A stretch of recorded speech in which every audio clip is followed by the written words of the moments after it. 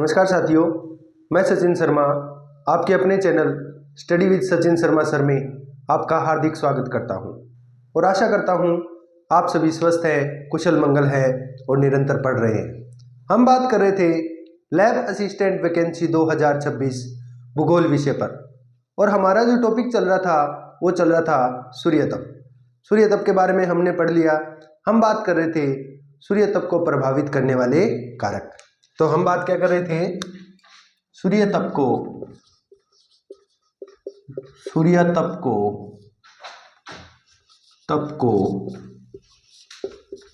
प्रभावित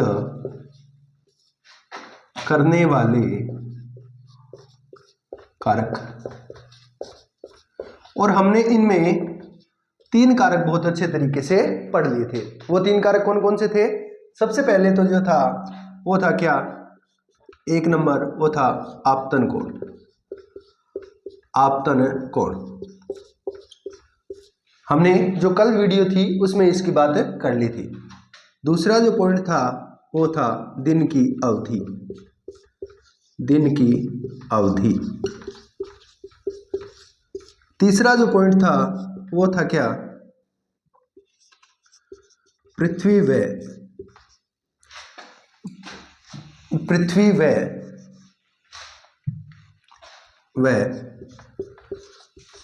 सूर्य के मध्य की दूरी।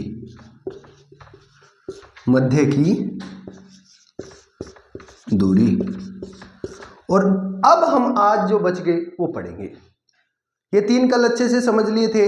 आज हम बात करेंगे चौथे कारक के ऊपर। तो जो चौथा कारक है वो है सौर कलंक। हमने सौर कलंकों के बारे में जान लिया था और मैंने आपको कहा था कि जब हम सूर्य तप को प्रभावित करने वाले कारकों के बारे में पढ़ेंगे तब ये कारक, कौन सा कारक, सौर कलंक क्या है, सूर्य तप को प्रभावित करता है। कैसे करता है वो आज जानेंगे, विस्तार से जानेंगे। कैसे? देखो, सबसे पहले तो हमें जानना है सौर कलंक क्या होते हैं। पढ़ लिया था वैसे, एक बार दोबारा देख लेते हैं। हमने कहा था, याद करो, ये क्या है हमारा पृथ्वी। क्या है? पृथ्वी नहीं, क्या, सूर्य। हमें किसकी बात करनी है? सौर कलंकों की बात करनी है। तो ये हमारा क्या है, सन, और सन का ये क्या है, कोर। कौन सा भाग है? कोर भाग। और हम बात करें कि ये जो कोर भाग है इसके अंदर हमने कहा था कि यहाँ पर कितना, 15 मिलियन क्या होता है, टेम्परेचर होता है। तो यहाँ का तापमान कितना है? जो तापमान है वो 15 मिलियन। याद है क्या आपको? जब हमने सूर्य की संरचना की थी तब किया था। यहाँ का तापमान 15 मिलियन। और इसके बाहर एक परत होती है और उस परत का नाम है क्या, फोटोस्फीयर। कौन सी परत होती है? फोटोस्फीयर। याद आया कुछ? और हमने कहा था कि जब कोई भाग बहुत ज्यादा गर्म होता है, जब कोई भाग क्या है, बहुत ज्यादा गर्म होता है, तो वो क्या करता है, अपने अंदर से क्या है, तापमान को बाहर निकालता है। तापमान को क्या करता है, बाहर निकालता है। और इस तापमान को जो बाहर निकालता है इसको हमने कहा था, याद है क्या, क्या कहा था, सौर ज्वाला। हमें ही पता है कोई चीज जितनी गर्म होगी वो उतनी ही क्या है, अपनी क्या है करेंगी, अंदर से ऊर्जा या निकालेंगी, तरंगे निकालती हैं। तो कोर क्या है, 15 मिलियन गर्म होगा तो इसके अंदर से क्या होंगी, सौर ज्वाला निकलेंगी। और ये सौर ज्वाला जब निकलती है तो ये क्या है, यहाँ से बाहर की ओर गति करती है। फोटोस्फीयर से क्रोमोस्फीयर, जो इसके ऊपर एक और परत है, या बाहर का सूर्य के बाहर का वातावरण है, उसमें एक परत, कौन सी, क्रोमोस्फीयर। अब ये क्या है, बाहर की ओर क्या निकलती है, ज्वाला। तो मैंने आपको बताया था सौर कलंक कैसे बनेंगे। जब ये बाहर की ओर ज्वाला निकलेंगी तो ये क्या है, गैसों के रूप में है। क्या है, तरंग गैसों के रूप में है। इन गैसों में से जो ऊर्जा तो होगी, या जो ऊर्जा तो होगी वो तो हमारी पृथ्वी की ओर आ जाएंगी। ऊर्जा तो होगी वो पृथ्वी की ओर बढ़ेंगी। और यहाँ से गैसें क्या है, वापिस, जैसे ये कोई कण है, इनसे ऊर्जा तो पृथ्वी की ओर आ गई और जो गैसें हैं वो वापस किसकी ओर आ जाएंगी, ये गई थी, ये वापस कहाँ से आ गई, यहाँ पर आ गई। और यहाँ पर आकर ये क्या करेंगी, एक धब्बा सा बना लेगी वापस आके, यानी फोटोस्फीयर में वापस आ जाएंगी और ये धब्बा बना लेंगी इस प्रकार। तो ये जितनी ज्यादा, इन धब्बों को ही हमने क्या कहा था, याद है क्या, सौर कलंक। और ये धब्बे क्या होते हैं, ठंडे। ठंडे किस लिए होते हैं, ठंडे का मतलब यानी कि बिल्कुल ठंडे।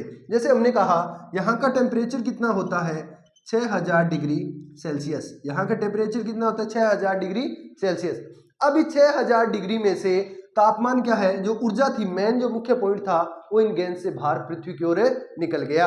और जो पृथ्वी की ओर निकल गया, अब ये जो वापिस आया है इसमें ऊर्जा कम हो जाएगी और सौर स्थिरांक में इनसे लगभग 1500 कम हो जाएंगी। तो इनमें से 1500 डिग्री सेल्सियस कम किया तो सौर स्थिरांक की 4500 डिग्री सेल्सियस क्या रह जाती है, ऊर्जा रह जाती है। तो 1500 डिग्री सेल्सियस यानी जो ऊर्जा इससे निकली बाहर क्रोमोस्फीयर से, इसकी ऊर्जा कितनी कम होती है, सौर स्थिरांक सौर कलंक की, वो कितनी होती है, 1500 डिग्री सेल्सियस कम होकर 4500 डिग्री के आसपास रह जाती है। अब आपको समझ आया कि सौर जो कलंक है वो क्या है, तो क्या है,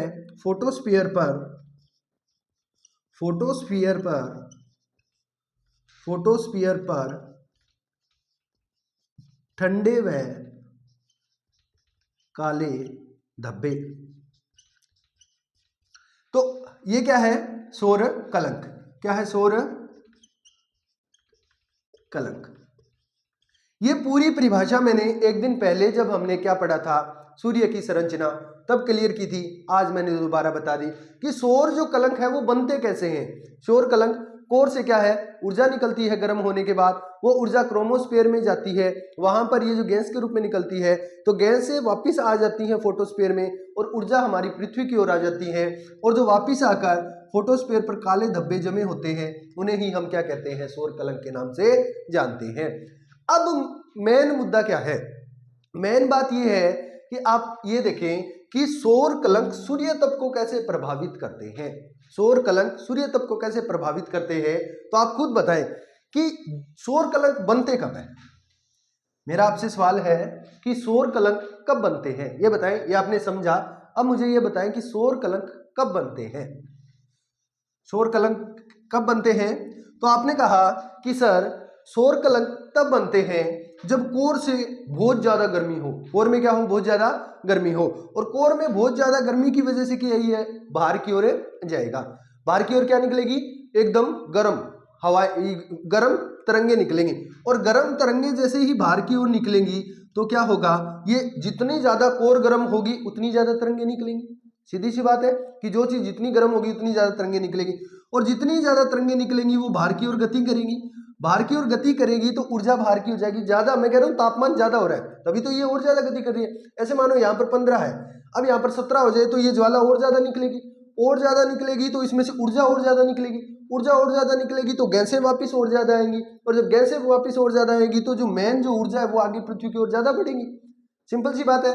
तो यही तो है कि जब सौर कलंकों की संख्या बढ़ेगी, सौर कलंकों की संख्या कब बढ़ेगी, जब हमें ये पता लग जाए कि जब ऊर्जा बढ़ रही है, और जब ऊर्जा बढ़ेगी तो पृथ्वी पे टेम्परेचर भी तो बढ़ेगा, यानी सूर्य का ताप पृथ्वी पे ज्यादा प्राप्त होगा। तो इसीलिए कहते हैं कि जब सौर कलंकों की संख्या बढ़ती है, जब सौर कलंकों की संख्या बढ़ती है तो क्या है, पृथ्वी पर सूर्य तप की मात्रा भी बढ़ती है। क्यों, क्योंकि सौर कलंक बनेंगे कब, जब ऊर्जा ज्यादा उत्पन्न होगी, और ऊर्जा ज्यादा उत्पन्न होगी तो आगे पृथ्वी की ओर ज्यादा जाएंगी, और वापिस क्या है, ये जो गैस की रूपीय धब्बे थे ये वापिस आएंगे और ऊर्जा आगे जाएगी। तो पृथ्वी पे सूर्य तप की मात्रा सौर कलंकों के बढ़ने से बढ़ती है। समझ आया, सौर कलंकों के बढ़ने से सूर्य तप की मात्रा भी बढ़ती है। अब देखो इनका एक चक्रण होता है, चक्रण का मतलब इसको अच्छे से समझे, इनका एक क्राइटेरिया होता है, ये उनके बीच ही बनते हैं। ये कोर है, अब जैसे हमने भूमि के मध्य में रेखा खींची तो उसको तो कह दिया था हमने भूमध्य रेखा, इसको हम कह सकते हैं सौर मध्य। क्या कह सकते हैं, सौर मध्य, यानी जो सूर्य के बीच में से है वो हमने दो भागों में बांट लिया, सौर मध्य। तो ये जो है ये क्राइटेरिया याद रखें, ये 40 डिग्री अक्षांश से 40 डिग्री अक्षांश के मध्य बनते हैं। याद रखें 40 डिग्री नॉर्थ से 40 डिग्री साउथ के मध्य ये बनते हैं। याद रखें सौर कलंक हमेशा 40 डिग्री नॉर्थ से 40 डिग्री साउथ के मध्य ही बनते हैं, यानी जो सौर मध्य है उससे ऊपर 40 और नीचे 40। तो इनका जो चक्रण होता है वो एक तरफ होगा। याद रखेंगे ये प्रश्न बहुत बार पूछा गया है कि सौर कलंक का चक्रण कितने वर्ष का होता है, या सौर कलंक का एक चक्कर कितने वर्ष में पूरा होता है। तो ये क्या है, मध्य से बनने शुरू होते हैं और यहां तक 40 तक बनते हैं तो उनको लगता है 5.5 साल। कितने लगते हैं, 5.5 साल। और यहां से जब ये वापिस सौर मध्य की ओर आते हैं तो एक तो ये गए 5.5 साल और एक ये वापिस आए, तब भी इतना ही समय लगेगा। तो कितना, 5.5 साल, यानी 5.5 इंटू 2। यहां से बनने शुरू हुए, बनते बनते 40 डिग्री तक बने, उसके बाद ये जब वापिस आएंगे 40 डिग्री तक तो 5.5 तो जाते हुए टाइम लगा और 5.5 आते हुए टाइम लगा। तो 5.5 साल को 2 से गुना किया तो कितना हुआ, 11 साल। कितने हुए, 11 साल। तो याद रखेंगे सौर कलंक को बनने में कितने वर्ष लगते हैं, यानी उनका पूरा चक्रण में कितने वर्ष लगते हैं, 11 साल। सौर कलंक के चक्रण में 11 साल लगते हैं, 11 साल लगते हैं। तो ये जो मुख्य बात है, अब समझ आया सौर कलंक कैसे प्रभावित करते हैं। सौर कलंक प्रभावित करते हैं जब सौर कलंकों की संख्या बढ़ती है तो पृथ्वी पर सूर्य तप की मात्रा भी बढ़ती है। कैसे, एक तथ्य है, वो तथ्य आप लोगों को जानना चाहिए कि जब सौर कलंकों की संख्या बढ़ती है तो सौर कलंकों से 20 गुना अल्ट्रावायलेट किरणें, क्योंकि सूर्य से ही निकलती है अल्ट्रावायलेट किरणें, मैंने आपको समझाया था कि सूर्य से कौन कौन सी किरणें निकलती हैं, एक्स किरणें, गामा किरणें, अल्ट्रावायलेट किरणें यानी पराबैंगनी किरणें, दृश्य प्रकाश, अवरक्त किरणें, ठीक है, हीट वेव्स और रेडियो तरंगे। इतनी तरंगे हमारे सूर्य से निकलती हैं ऊर्जा के रूप में। तो ये जो अल्ट्रावायलेट किरणें होते हैं इनमें क्या हो जाता है, 20 गुना वृद्धि हो जाती है।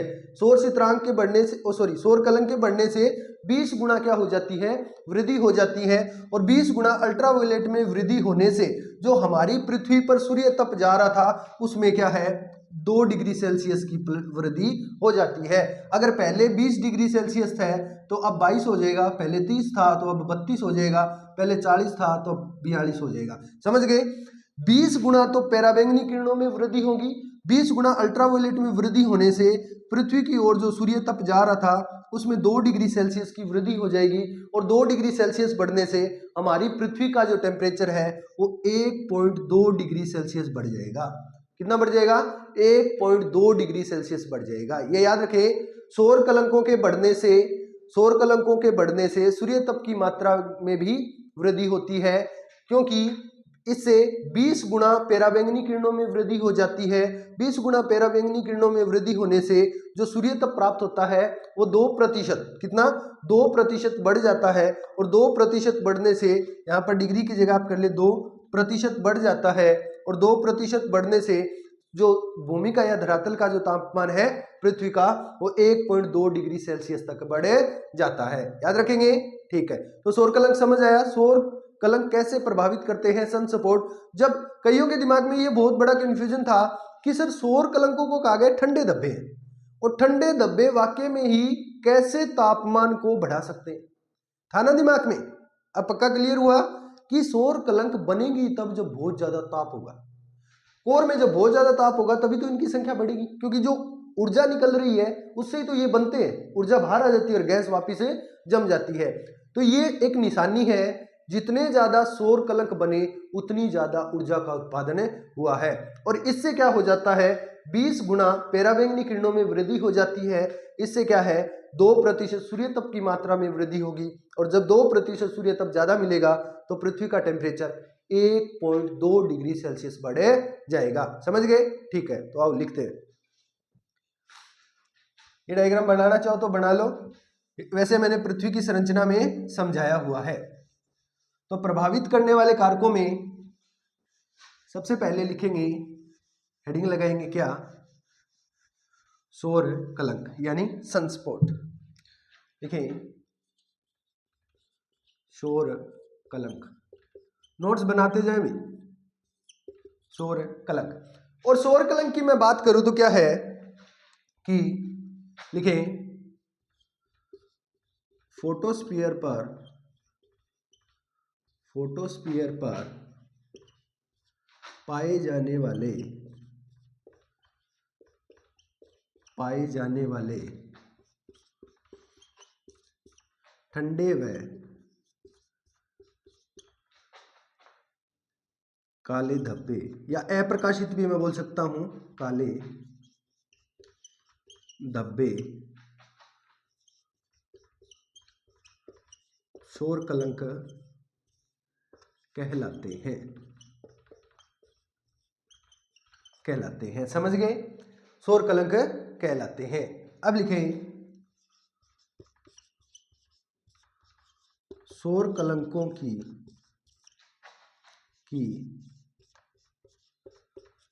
मात्रा में वृद्धि होने से पैराबैंगनी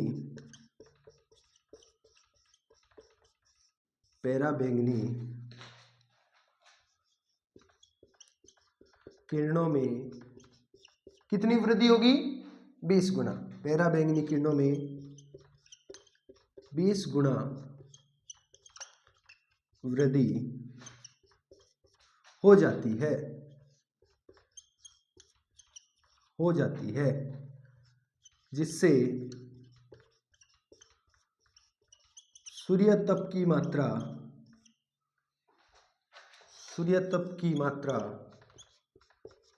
में भी 2% की वृद्धि हो जाती है।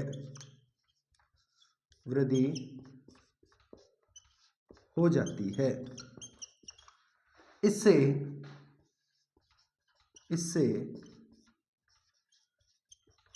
पृथ्वी का कितना टेम्परेचर बढ़ जाएगा? इससे पृथ्वी का 1.2 डिग्री सेल्सियस तापमान बढ़ जाता है। ये पूरी बात आपको एक नोट्स के रूप में मैंने लिखा दी। जो बच्चे बीए सेमेस्टर में फर्स्ट में है उनके भी लगता है, बीए बीएड सेकंड ईयर में है उनके भी लगता है, ठीक है। जो एमए ज्योग्राफी सेमेस्टर फर्स्ट में उनके भी लगता है, और जो कंपटीशन की तैयारी कर रहे हैं जैसे लैब असिस्टेंट या जो भी कंपटीशन एग्जाम जिनके अंदर क्या लगता हो, आपके जलवायु विज्ञान लगता हो, सूर्य तप टॉपिक लगता हो, सबके लिए बहुत ही इंपॉर्टेंट ये नोट्स का जो पैटर्न है, ये कॉलेज शिक्षा जो ले रहे हैं उनके लिए भी बहुत काम आने वाला है। परीक्षाओं के दौर में आप अपने छोटे भाई बहन जो भी कॉलेज में पढ़ाई कर रहे हैं उनको आप भेज सकते हैं, ताकि वो रटे नहीं और अच्छे से चीजों को समझकर क्या करें कि परीक्षा के अंदर अच्छे नंबर ला सकें। तो आप ज्यादा से ज्यादा वीडियो को शेयर करें, अपने छोटे भाई बहनों को भी भेजें और उन्हें बताएं कि अब भूगोल को क्या है, रटना नहीं बल्कि समझना है। तो आपको सौर कलंक समझ आ गया होगा। अब इसमें आगे लिखें, क्या ये मिटो दूं? तो अभी मैंने आपको बताया सौर कलंक जो होते हैं उनका जो चक्कर होता है वो कितने साल में पूरा होता है या कितने साल में बनता है। तो आपको पता लगा कितने में? 11। तो लिखें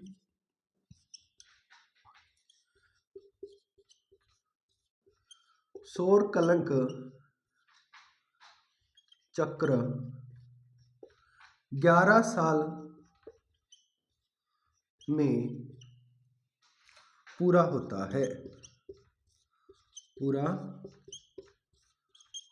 याद रखेंगे कितने साल में? 11 साल में पूरा होता है, क्योंकि जब ये ऊपर जाएगा 40 डिग्री 40 से तो क्या है, ये क्या करेगा 5.5 वर्ष तो जाने में लेगा और 5.5 वर्ष वापिस आने में लेता है। ये बात समझ आ गई। अब एक चीज और, इसकी सौर कलंक की बात कर लेते हैं। जैसे ये पूरा का पूरा क्या है, सौर कलंक, और इस सौर कलंक के बीच में मैंने कहा क्या है, ये काला धब्बा। सौर कलंक के बीच में क्या है, ये काला धब्बा। तो इस सौर कलंक के काले धब्बे को क्या कहते हैं? अम्बरा कहा जाता है। क्या कहा जाता है? अम्बरा। सौर कलंक के बीच में जो काला धब्बा होता है उसे अम्बरा कहते हैं, और सौर कलंक के भारी हिस्से को क्या कहते हैं? पेनरवा के नाम से जानते हैं। यह भी आपको कंपटीशन एग्जाम में पूछा जा सकता है कि सौर कलंक के मध्य भाग को क्या कहते हैं? जो ब्लैक कलर का होता है उसे अम्बरा कहते हैं, और जो बाहर का जो भाग है उसे क्या कहते हैं? पेनरवा कहा जाता है। क्या कहा जाता है? पेनरवा और अम्बरा के नाम से जानते हैं। तो लिखेंगे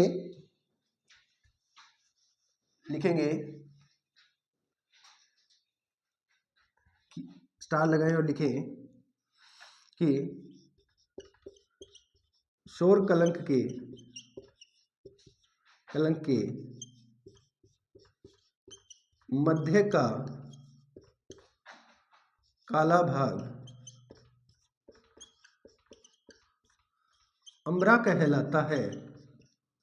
अम्बरा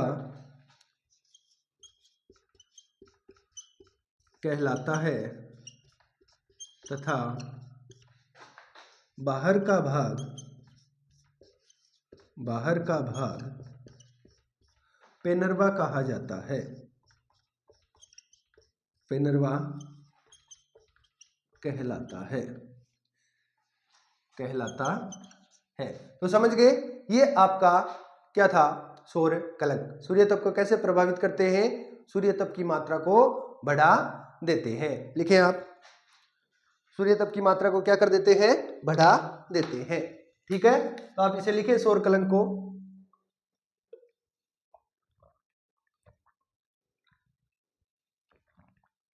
सौर कलंक को लिखेंगे। सौर कलंक का चक्कर 11 साल में पूरा होता है। सौर कलंक के मध्य का काला भाग क्या? अम्बरा कहलाता है, और बाहर का जो भाग होता है वो पेनरवा के नाम से जाना जाता है।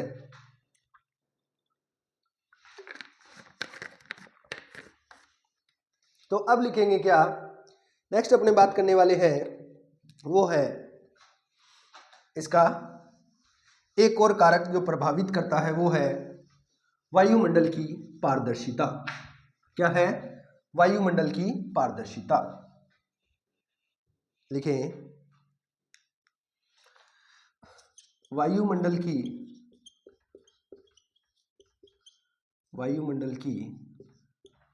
पारदर्शिता।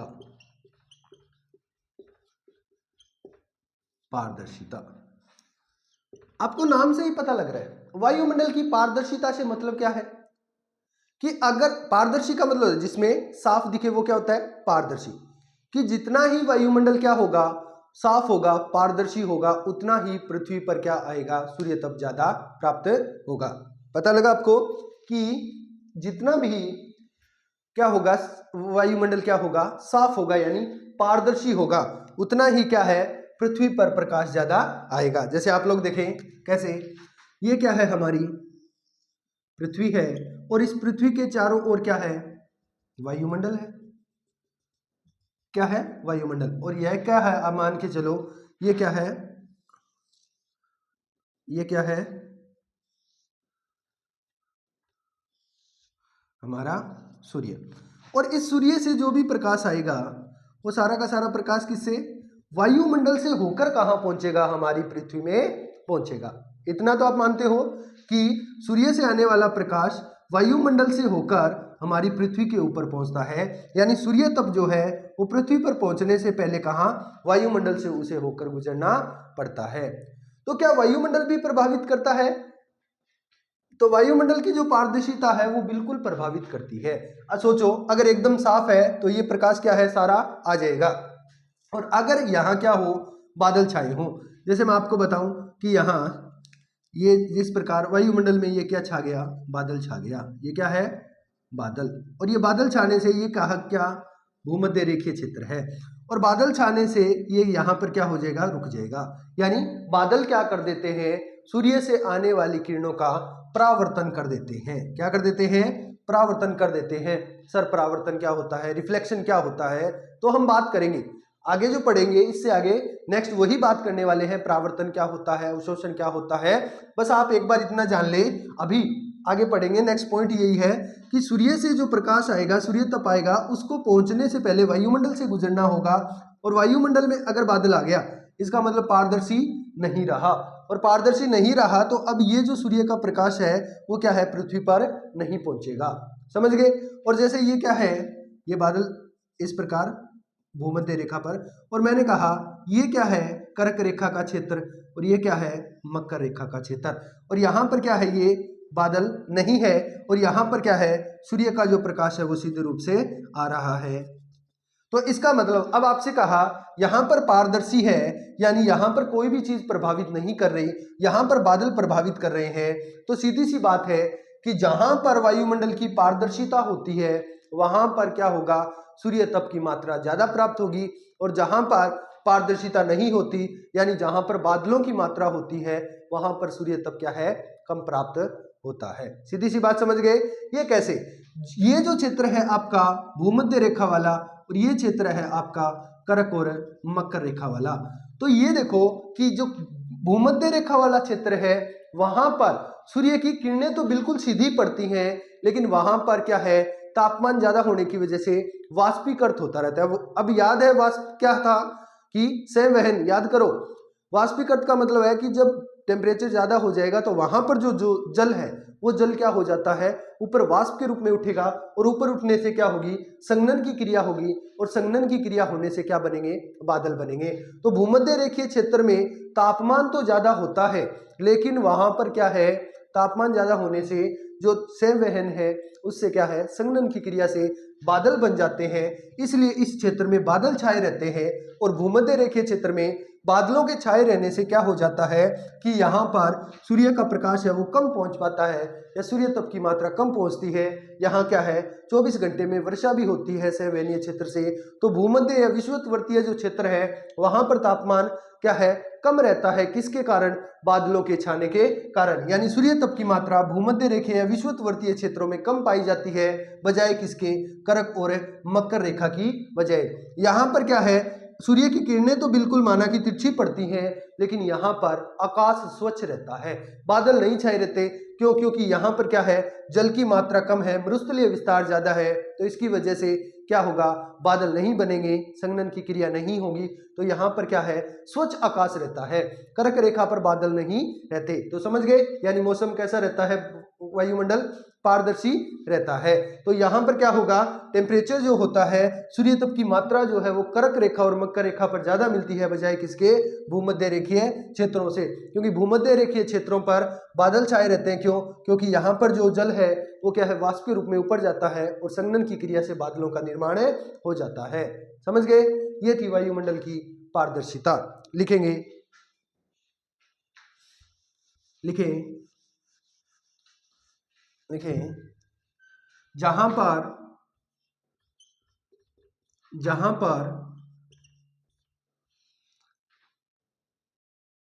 वायुमंडल की, जहां पर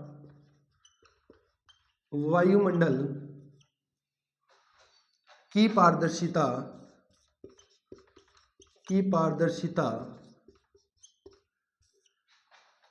अधिक होती है, वहां पर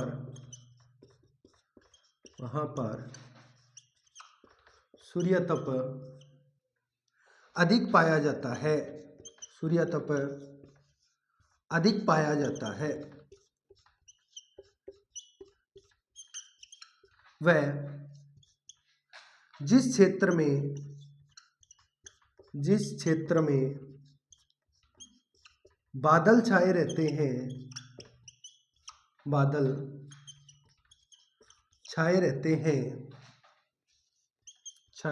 हैं, वहां पर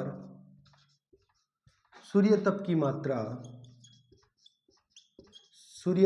मात्रा कम प्राप्त होती है। सूर्य तप की मात्रा क्या है, कम प्राप्त होती है। तो समझ गए कि जहां पर वायुमंडल की पारदर्शिता अधिक होती है, यानी जहां पर बादल नहीं होते, वहां पर तो सूर्य तप क्या है, अधिक पाया जाता है। और जिस क्षेत्र में बादल छाए रहते हैं वहां पर क्या है, सूर्य तप की मात्रा कम प्राप्त होती है। ये था।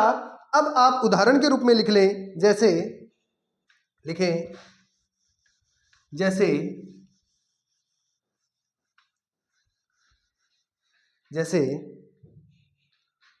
जैसे भूमध्य रेखीय क्षेत्रों में,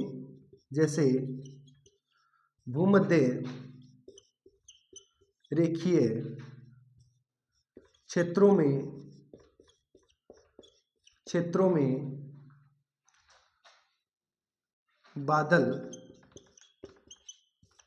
छाए रहते हैं, तो वहां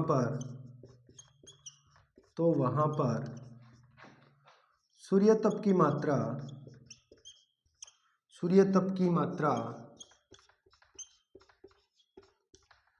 कम प्राप्त होती है, कम प्राप्त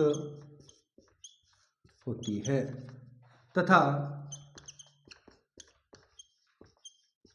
कर्क रेखा के पास मौसम कर्क रेखा के पास आकाश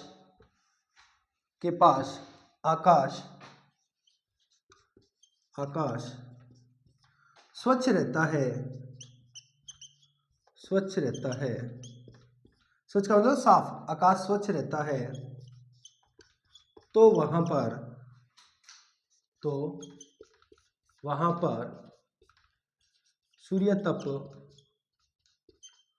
की मात्रा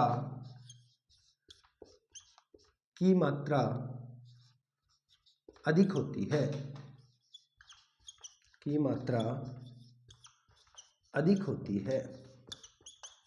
तो समझ गए कि भूमध्य रेखीय क्षेत्रों में क्यों, मैंने आपको रीजन बता दिया कि वहां पर क्या है, जो संघनन की क्रिया से बादल बनते हैं, और कर्क रेखीय क्षेत्र में आकाश स्वच्छ रहता है क्योंकि वहां पर मरुस्थलीकरण का प्रभाव ज्यादा है, इसीलिए वहां पर जल नहीं होता, तो संघनन की क्रिया भी नहीं होती, इसीलिए वहां पर क्या है, अधिक टेम्परेचर पाया जाता है। यानी मैं बोल सकता हूं भूमध्य रेखीय क्षेत्र की बजाय उष्णकटिबंधीय जो क्षेत्र है, कर्क रेखा के आसपास, मकर रेखा के आस वाला क्षेत्र, वहां पर अधिक पाया जाता है।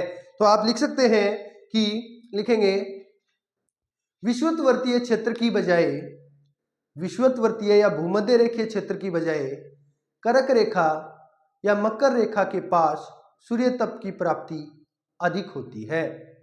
विषुवतवर्तीय वर्त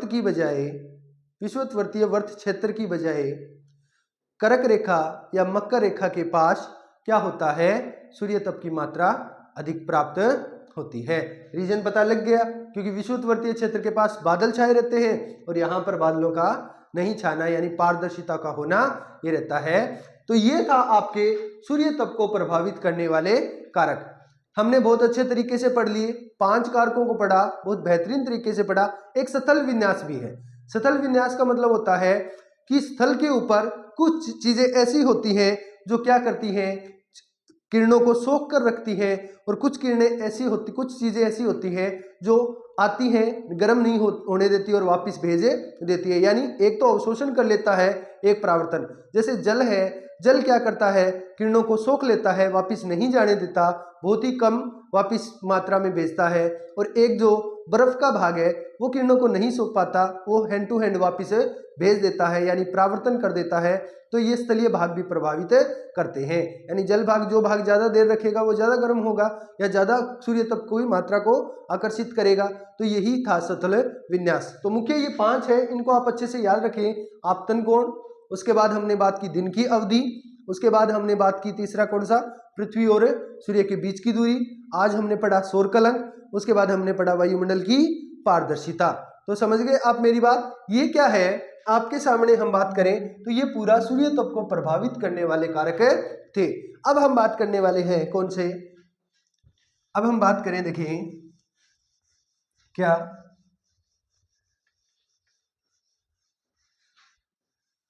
बात करेंगे, आप लोग ने पढ़ लिया प्रभावित करने वाले कारक। अब हम बात करें तो हमारा टॉपिक रहेगा क्या,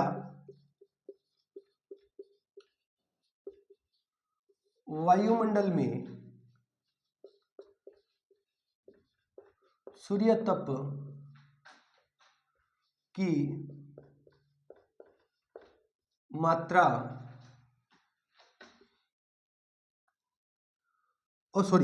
ऐसे लिखें, इसको उल्टा लिखें, कैसे, सूर्य तप की मात्रा का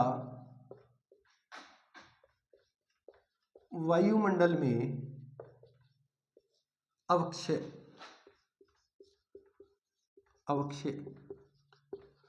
यानी सूर्य तप की कितनी मात्रा वायुमंडल में खपत हो जाती है जो हमारी पृथ्वी तक नहीं पहुंचती। ये हम आगे उष्मा बजट पढ़ेंगे, उसमें भी बहुत अच्छे तरीके से पढ़ेंगे। मेरा मकसद आपको यहाँ कुछ 4-5 शब्द ऐसे हैं जिनका मतलब आपको पता होना चाहिए, वो बताना है। तो सूर्य तप की मात्रा का वायुमंडल में अवक्षय जो है वो कैसे होता है, या वायुमंडल में सूर्य तप की मात्रा पर क्या प्रभाव पड़ता है। सूर्य तप की मात्रा का वायुमंडलीय प्रभाव, ठीक है, तो ये हेडिंग है। अब आपको इसको जानने से पहले 4 चीजें हैं जो इस पे प्रभाव डालती हैं, वो कौन कौन सी हैं। तो देखें, ये नाम आपको बहुत सुनने को मिलेंगे और आज आपको ये बिल्कुल अच्छे तरीके से समझ लेना है ताकि भविष्य में कभी कोई भी कंफ्यूजन ना रहे। एक नाम आप सुनेंगे क्या, परावर्तन। क्या सुनेंगे, परावर्तन, रिफ्लेक्शन, ठीक है। दूसरा मैं बात करूं तो एक आप नाम सुनेंगे अवशोषण। क्या नाम सुनेंगे, अवशोषण। तीसरा अगर मैं बात करूं तो आप नाम सुनेंगे क्या, प्रकीर्णन। और चौथा जो है वो क्या है, विसरण। विसरण। ये 4 नाम आपको अच्छे से याद होने चाहिए और इनका अर्थ क्या होता है वो अब हम बात करने वाले हैं। यही 4 है जो सूर्य तप की मात्रा को वायुमंडल में प्रभावित करते हैं। समझ गए कि यह वायुमंडलीय प्रभाव सूर्य तप की मात्रा पर क्या पड़ता है, तो वही परावर्तन, प्रकीर्णन, अवशोषण और विसरण प्रभावित करते हैं। अब समझेंगे क्या होता है। सबसे पहले हेडिंग लगाएं परावर्तन। क्या हेडिंग लगाएंगे, परावर्तन। परावर्तन की जब मैं बात करूं कि परावर्तन क्या है, परावर्तन की बात करते हैं। देखो, परावर्तन को मैं अगर एक और नाम से लिखूं तो भी सही है। क्या, एल्बिडो। क्या कह सकते हैं हम परावर्तन को, एल्बिडो के नाम से भी जाने सकते हैं। परावर्तन को एल्बिडो या धवलता भी कहा जाता है। क्या कहते हैं, धवलता। कल को एल्बिडो ना दे और नाम दे दे क्या, धवलता। एल्बिडो या इसको बोलते हैं धवलता। तो ये सारे इसी के नाम है, परावर्तन, एल्बिडो, धवलता। होते क्या है सर, अभी बात करते हैं क्या होते हैं। देखो, ये हमारा सूर्य है, क्या है हमारा सन, और इस सन से हमें पता है किरणें आती हैं। क्या आती है, किरणें आती हैं। और ये किरणें क्या करती हैं, ये किरणें यहां से कोई भी वस्तु उससे टकराएंगी, आएंगी, आकर टकराएंगी और टकराकर वापस चली जाएंगी। परावर्तन क्या होता है, सूर्य से आने वाली किरणें आती हैं, टकराती हैं और वापस चली जाती हैं। वो क्या होता है, परावर्तन होता है कि सूर्य तप की वह मात्रा जो क्या है, वायुमंडल या धरातल तक आती है और वहां से टकराकर वापस चली जाती है, तो उसे हम क्या कहते हैं, परावर्तन। एल्बिडो का मतलब यही होता है कि सूर्य तप की वह मात्रा जो वायुमंडल या धरातल को बिना गर्म किए हुए, किसको, वायुमंडल या धरातल को बिना गर्म किए हुए वापिस लौट जाती है, उन्हें हम क्या कहते हैं, परावर्तन या एल्बिडो या धवलता के नाम से जाना जाता है। समझ गए कि सूर्य से आने वाली किरणें किसी भी चीज से टकराकर, ये धरातल पे हो सकता है, ये वायुमंडल में हो सकता है क्योंकि बीच में वायुमंडल है, तो वायुमंडल में हो सकता है कि जैसे धूलकण से टकराई, टकराकर वापिस चली गई, तो यानी इनका कोई प्रभाव नहीं होता, गर्म करने में इनका कोई प्रभाव नहीं होता क्योंकि ये बिल्कुल भी गर्म नहीं करते। आएंगी, टकराएंगी और वापिस चली जाएंगी, आएंगी, टकराएंगी और वापिस चले जाएंगी। ए बितो ही काम करे जितो आपने घरे कोई मेहमान आवर, खड़े खड़े हाथों हाथ पाछो चल जाए, बस वही काम करते हैं। बैठे को नहीं, चाह कौन पिए, कोई बातचीत कौन करे, आवे, खड़े खड़े रहे और वापिस चल जाए, कोई प्रभाव अपने पर कौन पड़ा है। अरे भाई 2-4 बटा वो आइडा और 3-4 दिन जो घरे रह जाए तो सारो प्रभाव अपने पर ही पड़ा है, ठीक है। फिर क्यों है, आदमी तो बैठो बैठो सीधो हिलो मार देख रहे, ए सुने गए आपने के दही चमक ली, अब दही खटू चमका पाइयो सारू ही अपन दूध लिया, पर आदमी ने जोर को नहीं आवा, 12 बैठे बैठे बस ये हिला मार दे। सुने गए आज मिसी रोटी पोली, अब घरे लुगाई जाने नहीं, मिसी पो खटू ले घरे बेसन को नहीं, पिछले 3 महीना में तो ए बितो सोई काम करे के परावर्तन जो होता है वो सूर्य से जो आती है किरणें वो टकराएगी और टकराकर क्या होता है, वापिस चली जाती है। गर्म करने में इनका कोई भी योगदान नहीं है, ना तो ये वायुमंडल को गर्म करती है और ना ही ये पृथ्वी को गर्म करती है। समझ गए मेरी बात। तो ये क्या है, सूर्य और पृथ्वी से जो किरणें आती हैं वो वापिस चली जाती हैं, गर्म नहीं करती, उन्हें हम एल्बिडो के नाम से जानते हैं। अब एल्बिडो कितना होता है औसत एल्बिडो अगर मैं बात करूं तो 35% होता है। यानी ऐसे माने अगर सूर्य से 100 किरणें आ रही हैं, सूर्य से कितनी किरणें आ रही हैं, 100 किरणें आ रही हैं, तो 35 किरणें वापिस चली जाती हैं। उष्मा बजट में हम इसको बहुत अच्छे से पढ़ेंगे। 35 किरणें क्या है, इनका एल्बिडो या परावर्तन हो जाता है। 35 किरणें वापिस चली जाएंगी, यानी 35% एल्बिडो हो जाता है। कितने प्रतिशत एल्बिडो हो जाता है? 35% एल्बिडो हो जाता है। तो समझ गए कि 35% एल्बिडो आपसे पूछ ले औसत एल्बिडो कितना होता है, तो 35% एल्बिडो होता है। 100 में से 35 का एल्बिडो हो जाता है, वापिस चली जाती है। अब ये एल्बिडो कैसे होता है इसको समझेंगे। कैसे? एक एक चीज लिखाऊंगा, चिंता मत करो।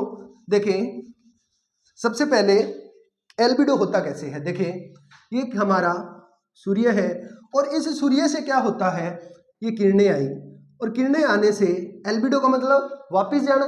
तो हमने कहा ये हमारा वायुमंडल है और इसमें ये क्या छाए हुए हैं, बादल छाए हुए हैं। क्या छाए हुए हैं? बादल। और जैसे ही ये बादलों से टकराएगा, बादलों से टकराने के बाद हमने देखा है, कल भी मैंने उदाहरण दिया था कि खेत में जब किसान काम कर रहा होता है और धूप होती है और एकदम से बादल आ जाते हैं तो एकदम से छांव हो जाती है। और छांव हो जाती है वो किसके कारण होती है कि बादलों में इतनी ताकत होती है कि सूर्य की किरणों का परावर्तन कर देते हैं। यानी बादल आएंगे, बादलों से टकराएंगी किरणें और टकराकर वापिस चली जाएंगी, नीचे नहीं आई पृथ्वी पर। तो इसीलिए बादल क्या करते हैं, परावर्तन करते हैं। और कितना परावर्तन करते हैं, तो 27% एल्बिडो कर देते हैं। बादल कितना एल्बिडो कर देते हैं? 27% एल्बिडो किनसे होता है? बादलों से होता है। किनसे होता है 27% एल्बिडो? बादलों से। याद रखेंगे टोटल कितना हो रहा था एल्बिडो? 35 एल्बिडो। तो टोटल एल्बिडो कितना हो रहा था? 35। उसमें से 27 किसने कर दिया? बादलों ने। अब आप मान के चलें, अब बादलों से 27 हुआ 35 में से, और फिर ये किरणें नीचे आई और यहां पर हमने कहा धूल कण है, जल वाष्प है। क्या है? धूल कण है, जल वाष्प है। धूल कण व जल वाष्प, क्योंकि ये भी वायुमंडल में पाया जाता है। तो धूल कण और जो जलवाष्प है उनसे ये किरणें टकराएंगी और टकराकर इनका भी क्या है, परावर्तन हो जाएगा। यानी ये भी वापस लौट जाएंगी और ये भी वापस लौट जाएंगी। तो इनसे कितनी वापस लौटती है, तो ये कितने प्रतिशत होती है? 6% एल्बिडो होता है। कितना होता है? 6% एल्बिडो किनसे होता है? तो धूल कण व जलवाष्प से 6% एल्बिडो होता है। समझ गए कितना होता है कि धूल कण व जलवाष्प से 6% एल्बिडो हो जाता है। तो 27 और 6 33, बच गए कितनी? 2। तो 2 जो होता है वो किरणें कहाँ आती है? हमारी पृथ्वी पे आती है। और पृथ्वी पे आने के बाद मैंने कह दिया एल्बिडो वो होता है जो सूर्य से जो किरणें आती हैं और आने के बाद क्या कर देती हैं, वापिस चली जाती हैं। ना तो वायुमंडल को गर्म करती है, ना ही पृथ्वी को गर्म करती है। अब पृथ्वी पे बहुत सारी ऐसी चीजें हो सकती है, जैसे बर्फ की परत। बर्फ की परत एकदम शीशे का सा काम करती है, मिरर का। आएंगी, टकराएंगी और वापिस चली जाएंगी। तो सोचो यहाँ पर कोई बर्फ की परत है, उससे टकराई, या वनस्पति क्षेत्र है उनसे टकराई और वापिस अंतरिक्ष की ओर लौट गई। वापिस अंतरिक्ष की ओर लौट गई तो इसे मैं कह सकता हूं धरातल से। किससे? धरातल से। और ये धरातल यानी पृथ्वी से कितने प्रतिशत एल्बिडो हो गया? तो 2% एल्बिडो किससे हो जाता है? धरातल से हो जाता है। तो कुल एल्बिडो कितना हुआ? 35%। 35% में से 27% किससे हो गया? बादलों से। 6% हो गया धूलकण व जलवाष्प से और 2% हो गया किससे? धरातल से। इनका कोई काम नहीं है गर्म करने में। आपसे कोई पूछ ले कि पृथ्वी को या वायुमंडल को गर्म करने में किसका कारण है, क्या परावर्तन का कोई कारण है, तो आप बता दें परावर्तन या एल्बिडो का कोई काम है नहीं होता। परावर्तन या एल्बिडो सिर्फ इतना ही काम करते हैं, आएंगे और वापिस चले जाएंगे। ये गर्म करने में कोई भूमिका नहीं निभाते। तो आपको ये बात समझ आई कि परावर्तन जो है वो क्या होता है? सूर्य से आने वाली किरणों का उसी दिशा में वापस लौट जाना क्या कहलाता है? परावर्तन कहलाता है। और इसी को एल्बिडो कहते हैं। समझ गए? अब हम बात करें, ये कल बहुत काम आएगा जब हम नेक्स्ट टॉपिक पढ़ेंगे पृथ्वी का उष्मा बजट, हीट बजट पढ़ेंगे, तब ये बहुत काम आने वाला है। एल्बिडो क्या होता है मैंने आपको पहले ही बता दिया। कितना कितना होता है याद रखेंगे? 35, 27, 6 और 2% होता है। अब हम बात करें आगे, देखो ये आपको डायग्राम अच्छे से समझ आ गया होगा। अब क्या होता है। एक परावर्तन की और बात याद रखना, कैसे कि परावर्तन जो होता है वो क्या है, आपतन कोण से भी प्रभावित होता है। परावर्तन आपतन कोण से भी, अब आपतन कोण क्या होता है, हमने कल ही पढ़ा था, किरणों का तिरछापन आपतन कोण से भी क्या होता है, प्रभावित होता है। कैसे, समझे। जैसे ये क्या है, हमारी पृथ्वी या कोई सतह। अब एकदम अगर ये हमारा क्या है, सूर्य है, और एकदम अगर सीधी आ रही है यानी 90 डिग्री पर आ रही है, तो कोई चीज आप अगर सीधी ऐसे डालेंगे तो वो कितना वापिस जा सकती है, तो क्या ये वापिस जा सकती है, अगर जाएगी तो भी बहुत कम मात्रा में जाएगी। यानी जब ये 90 डिग्री पर होगा, 90 डिग्री या समकोण पर क्या है, परावर्तन क्या होगा, कम होगा, क्योंकि वापस नहीं जा पाएगी। आप देखें, और जितना आप तिरछे रूप से डालेंगे, जैसे यहाँ आई यहाँ टकराई, फिर देखते जाना, जैसे यहाँ हुई यहाँ टकराई ये गई, यहाँ हुई यहाँ टकराई ये गई, तो जितनी तिरछी कोण क्या है पड़ती है किरणें, उतना ही ज्यादा क्या होता है, परावर्तन होता है। देखिए 90 डिग्री पे था तो परावर्तन कम हो रहा था, और जब परावर्तन कम होगा यानी जब किरणें क्या है वापिस नहीं जाएंगी और यहीं रुक जाएंगी। परावर्तन का मतलब तो हो गया जो चली गई, जिन्होंने गर्म नहीं किया, बाकी जो परावर्तन नहीं हुआ, जो रुक गई, और रुक गई वो तो गर्म करेंगी। यानी यहां से कितनी 100 किरणें चली, उन 100 किरणों में से ऐसे माने कि 20 का परावर्तन हो गया, बाकी 80 रुक गई, तो ज्यादा गर्म करेंगी। और इसी प्रकार जब समकोण पर होंगी तो 100 में से 80 का क्या हो गया, परावर्तन हो गया। परावर्तन हो गया वो तो चली गई, उनका कोई काम नहीं है, जो रुक गई वो तो गर्म करेंगी यानी अवशोषित हो गई।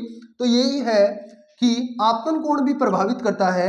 अगर एकदम सीधी यानी 90 डिग्री पर कोई किरण आती है तो वो परावर्तन कम करती है, और उससे क्या है, सूर्य तप की मात्रा अधिक प्राप्त होती है। और जितनी तिरछी किरणें होंगी यानी 90 डिग्री से कम होंगी वो क्या है, या 90 डिग्री से अधिक होंगी वो क्या करेंगी, इनको अधिक परावर्तित कर देंगी, जिससे सूर्य तप की मात्रा कम प्राप्त होती है। ये था परावर्तन, आपको अच्छे से समझ आ गया होगा। तो अब इसको लिखते हैं, परावर्तन क्या होते हैं, इसको लिखेंगे। आप हेडिंग लगाएं एल्बिडो और लिखें, एल्बिडो लगा रखी है, लिखे क्या, सूर्य तप की वह मात्रा जो धरातल व जो यहां लिख लेना, जो पृथ्वी के धरातल व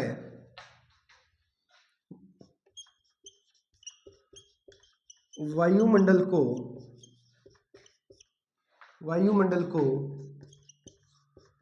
बिना गर्म किए हुए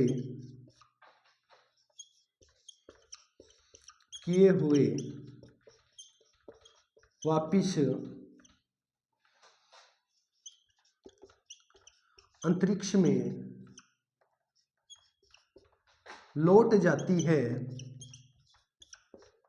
लौट जाती है, उन्हें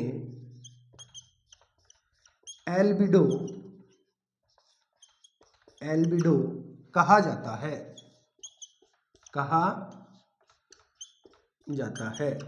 और यही परावर्तन होता है, यही धवलता। समझ गए क्या, कि सूर्य तप की वह मात्रा जो पृथ्वी के धरातल व वायुमंडल को बिना गर्म किए हुए वापिस अंतरिक्ष में लौट जाती है, उन्हें एल्बिडो कहा जाता है। तो समझ गए अच्छे से कि एल्बिडो क्या होता है। लिखें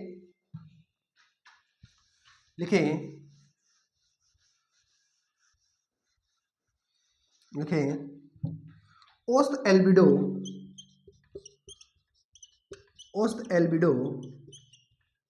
ये बहुत बार पूछा गया, औसत एल्बिडो कितना है। औसत एल्बिडो 35% होता है। अभी समझाया औसत एल्बिडो कितना होता है, 35% होता है। एनसीईआरटी की बुक ये बातें कहती है। कौन कहती है, यहां लिख देता हूं, एनसीईआरटी कक्षा 11 की पुस्तक ये कहती है 35% होता है। अगर आप सविंदर सिंह की बुक देखते हैं तो वो 30% कहते हैं, ठीक है, यानी 30 से 35 के बीच रहता है। तो औसत कितना कह दिया, 35% एनसीईआरटी की बुक कहते हैं। और इन 35% का विवरण दिया है कि 27% बादलों से 6% धूलकणों व जलवाष्प से और है 2% धरातल से एल्बिडो होता है। एल्बिडो होता है। तो समझ गए आप कि औसत एल्बिडो 35% होता है, और अगर हम बात करें 27% बादलों से, 6% धूलकणों व जलवाष्प से और 2% धरातल से क्या है, एल्बिडो हो जाता है। तो ये था परावर्तन का पहला। दूसरा कारण लिखें, परावर्तन 2 नंबर लिखेंगे, स्टार लगाए और लिखेंगे, परावर्तन आपतन कोण से भी प्रभावित होता है। लिखें, परावर्तन आपतन कोण से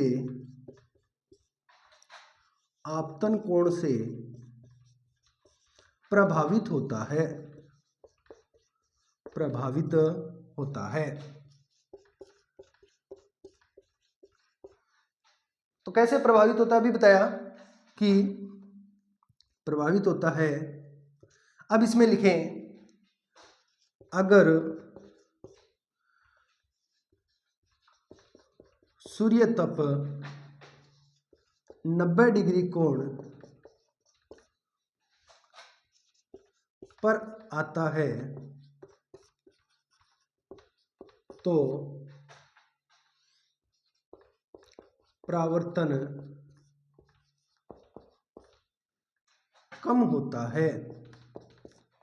कम होता है। वह जितनी किरणें तिरछे रूप में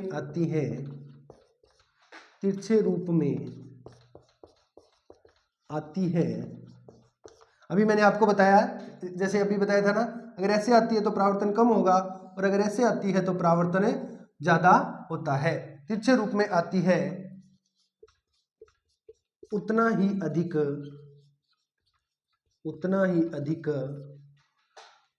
परावर्तन होता है। तो समझ गए? याद करो, वो एक गेम चलता था जिसमें ऊपर बहुत सारी बॉलें लगी हुई होती थी और नीचे एक इस प्रकार का एक सरफेस सा होता था। उस सरफेस को हमें इधर से उधर ले जाना होता था, जो एक बॉल होती थी वो गिरे ना, और उस बॉल को हम जितना तिरछा लेके जाते थे, जैसे अगर वो बीच में एकदम आती है तो वो कम ऊपर जाती थी, लेकिन अगर वो यहाँ से टकराएगी जितनी तिरछी, जैसे यहाँ टकराई तो यहाँ से टकराकर वो पूरी दूर तक जाती थी। याद आता है?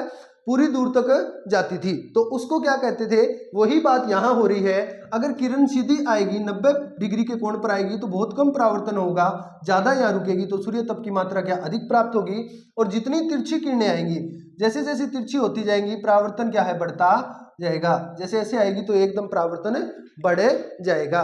तो समझ गए आप कोई चीज ऐसे गिर के देख लेना कि जैसे अपने खेलते हैं तो भी बॉल को अगर अपने बिल्कुल बीच में ऐसे फेंकेंगे तो नहीं जाएगी, और ऐसे अगर तिरछी फेंकते हैं तो वो बहुत दूरी तक जाती है। वही किरणों का होता है कि अगर 90 डिग्री पर है तो परावर्तन कम होता है, और जितनी किरणें तिरछे रूप में आती हैं उतना ही परावर्तन ज्यादा होता है।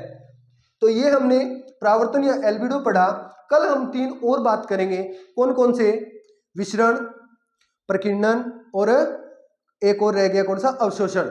इन तीनों को जानना है हमें। फिर उसके बाद जो है ये हमारा टॉपिक पूरा हो जाएगा, और फिर हम बहुत ही एक अच्छा टॉपिक इसी से रिलेटेड है, वो कौन सा है? तो वो टॉपिक आपका रहने वाला है ऊष्मा बजट। एक कहानी के रूप में बहुत ही अच्छे रूप से समझेंगे। अभी आपको जितना समझ आ रहा है आप मुझे बताएं। अगर आपको कोई डाउट है, कोई भी डाउट अगर समझ नहीं आ रहा तो आप कमेंट करें। ज़्यादा से ज़्यादा वीडियो को शेयर करें, लाइक करें। आपको हर एक टॉपिक इतने ही अच्छे तरीके से, इतनी ही मेहनत के साथ समझाया जाएगा। बस आप मेरे साथ ऐसे ही जुड़े रहें, निरंतर आपको क्लास मिलती रहेगी। आप मेरे साथ ऐसे ही जुड़े रहेंगे तो मैं और ज़्यादा मेहनत करता रहूँगा। धन्यवाद। शुभ रात्रि।